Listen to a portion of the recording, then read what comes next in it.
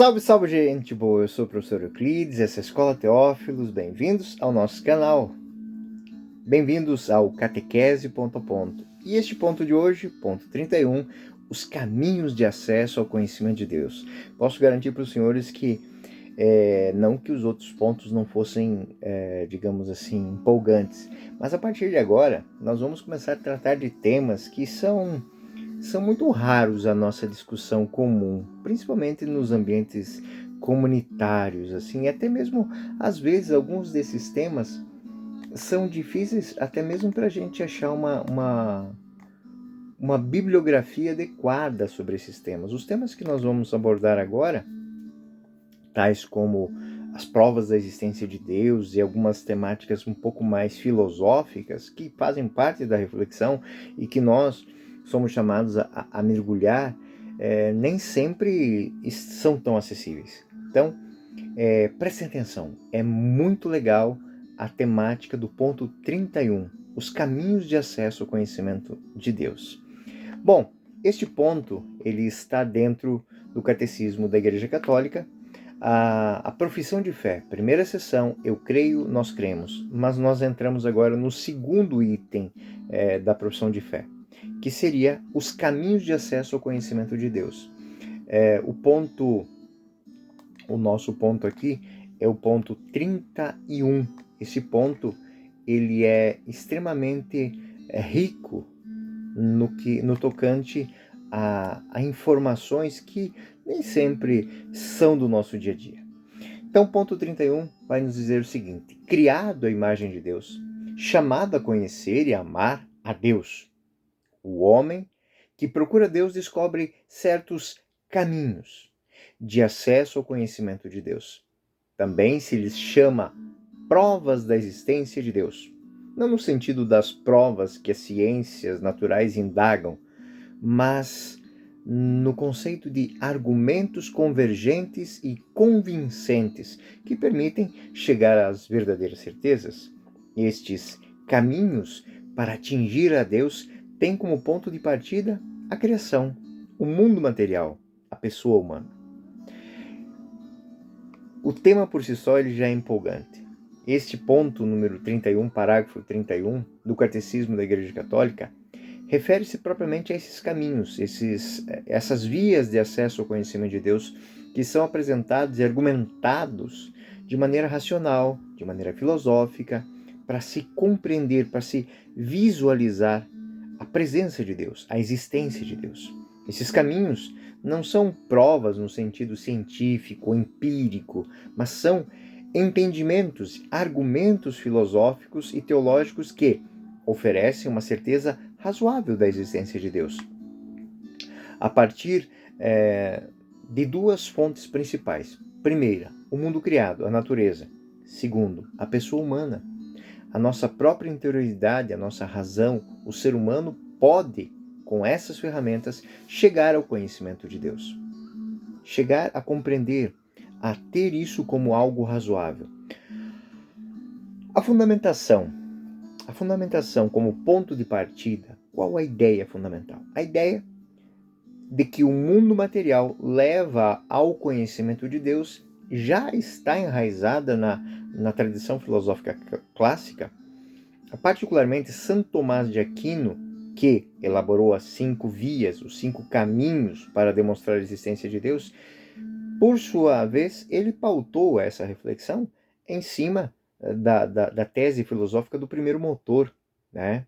A causa primeira que é Deus, que é uma causa clássica, que é uma percepção clássica filosófica, Aristóteles e tudo mais. A razão humana, ao contemplar essa complexidade, essa beleza, essa ordenação da criação, é levada naturalmente a reconhecer o Criador. Quando olhamos para o cosmos, para a natureza, quando olhamos até mesmo para a ordem das coisas criadas, né? Nós percebemos que isso não é acaso, não existe um acaso. Se acreditarmos que toda essa ordenação, desde uma molécula de água que tem toda uma repercussão, uma replicação da estrutura dos átomos do universo, tudo isso faz com que nós pensamos muito, muito mais profundo. Se existe essa ordem, quem foi o ordenador? Provas como essa são perceptíveis pela razão. Provas como essa são possíveis de compreensão, até mesmo por aqueles que têm má vontade intelectual. Ou seja, a criação ela aponta para a origem transcendente que não pode apenas ser explicada por causas naturais. O Salmo 19, versículo 1, expressa essa ideia. Os céus proclamam a glória de Deus. E o firmamento anuncia a obra de suas mãos. Ou seja, olhando para a maravilha que é a ordem celeste, pensamos que o ordenador é muito maior. Santo Agostinho também aponta a criação como um cântico, uma ladainha muda, né? O som da ladainha é usado por ele aqui como uma marca, né? São João Batista, rogai por nós. Quer dizer, cada estrela que nós vemos no céu, cada ordem que vemos na natureza, né, as fractais e tantas coisas que hoje a ciência descobriu, são como ele, uma ladainha muda. Todas elas falam de Deus. Todas elas louvam a Deus. Embora essa ladainha muda seja silenciosa, proclama a existência de Deus através de ordem, de beleza. A pessoa humana também ela é o ponto de partida. Além do mundo exterior, a interioridade humana é outro caminho fundamental para o reconhecimento de Deus. Pois o ser humano, que é dotado de razão, de liberdade, tem esta sede que falamos já várias vezes, sede inata de infinito, de transcendência, o que sugere que foi criado à imagem de um ser transcendente. Ou seja, se existe a cópia, existe o original. Então a existência, a lei moral, o senso de justiça, o desejo de felicidade, são questionamentos sobre o sentido da vida. Tudo isso são indícios de que o ser humano está aberto ao transcendente, ao absoluto. Muitos teólogos, Agostinho, dentro da Cidade de Deus e dentro de tantas obras, né, ele sugere que esse anseio do homem, do ser humano por uma realização de paz, só pode ser satisfeito através das realidades transcendentes também. Não através das coisas materiais, mas apenas de Deus. E os argumentos clássicos, os argumentos de Santo Tomás de Aquino, as vias de Santo Tomás de Aquino, podem ser pensadas e organizadas dentro dessa forma. Vou ser bem sintético aqui, né? Não vou entrar numa aula de filosofia, claro, mas podemos entender assim, o argumento cosmológico, que é o seguinte, é o cosmos, a ordem do mundo. Parte da ideia de que tudo no mundo tem uma causa e que é necessário postular que se existe uma causa, é necessário ter uma causa primeira, incausada, que é Deus. O segundo argumento é o teleológico, que, observando a ordem, o propósito do universo, sugere que nada foi criado sem uma lógica. Ou seja, existe uma lógica, existe por detrás uma mente que engendra esta ordenação fabulosa. Immanuel Kant e mais tarde John Henry Newman, o cardeal Newman, o argumento moral, que é a existência de uma lei moral universal que sugere a presença de uma fonte moral superior. Se existe ordem também nas ações, existe uma ordem existe um propósito. Santo Anselmo, ele vai falar do argumento ontológico. Embora um pouco mais abstrato, esse argumento sugere que o conceito de Deus como o ser mais perfeito possível implica na sua existência. Se uma das características do ser perfeito, inata do ser perfeito, é existir, porque senão já seria uma fraqueza. Então, o ser perfeito, por natureza, o mais perfeito, tem que existir. E aí nós temos algumas sugestões para que possamos mergulhar um pouco mais nesse tema. Coloco São Tomás de Aquino, sem sombra de dúvida, ler a Suma Teológica, a parte 1, as questões 2 ao 11. Esta obra é fundamental para entender as 5 vias que São Tomás apresenta como argumentos racionais da existência de Deus. Outra obra que aconselho aqui são as Confissões de Santo Agostinho. Como é que na vida de uma pessoa Deus se manifesta? É um moderno, Introdução ao Cristianismo, do Papa Bento XVI, Curso Fundamental sobre a Fé, Karl Rahner, um texto moderno, mas muito interessante porque explora a experiência humana como ponto de partida para a compreensão da revelação de Deus. Ou seja, ele usa a própria capacidade que o homem tem de falar, de apresentar-se, porque todas as expressões do homem são muito interessantes, porque o homem, quando faz arte, nada mais que ele está fazendo é deixar algo para a eternidade. Peter Criff e também Ronald Tacelli, um manual de apologética cristã. Eu vou tentar colocar eles aqui na conclusão. São livros práticos que apresentam argumentos filosóficos para que se entenda a existência de Deus de uma maneira acessível.